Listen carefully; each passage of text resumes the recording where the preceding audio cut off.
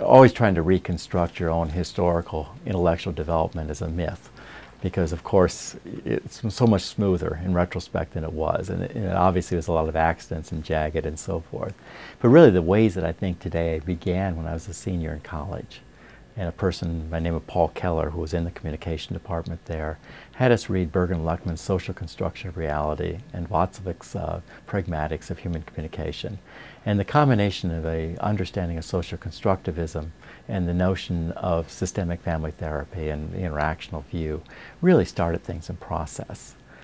Probably would have died there because I was an econ major. My degree is actually, I did econometrics primarily as my, probably would have died outside of that course, but I ended up going to graduate school and just by accident stepping into a class by Aldous McCunas on phenomenology. And he was a straight Husserlian phenomenologist from Lithuania, straight out of the German tradition. And he took about 5 or 6 of us aside, and I spent the next 2 years of my life in his office almost every day. And we went through all the Germans, you know, starting with Husserl on up through most of the existentialists, spent a lot of time with Heidegger, and then finally into the postmodernists with Said and you know, Derrida and Levinas and other people we hear about today. Read most of the things before they were translated. I was reading hermeneutics from Gadamer and others before the translations were out. And so just had a very lucky encounter with an instructor. Probably the work in hermeneutics had the greatest influence on me, even though most people identify me as a critical theorist. And basically hermeneutics provides for me the most basic communication model, because the problem of how do you take something different and represent it in such a way as it's both understood and relevant, to me is the core human problem.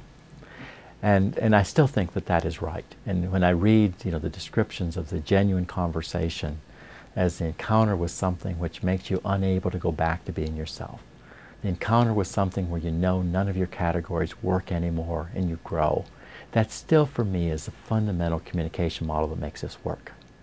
The difficulty, of course, is we don't get very many of those. And the critical theory helped me analytically begin to understand why it is we get so few. It began to let me see what the constraints are in situations that keep this from happening. And so probably in my publications, more people see Habermas and the Frankfurt School and other critical theorists more than what you see hermeneutics. But the reality is it's a hermeneutic communication theory with an analysis of power and domination based largely in the critical theorist. And that, you know, working that out and finally working it into the workplace. One of the difficulties was that neither hermeneutics nor critical theory at the time I came into this had ever been really applied to the workplace.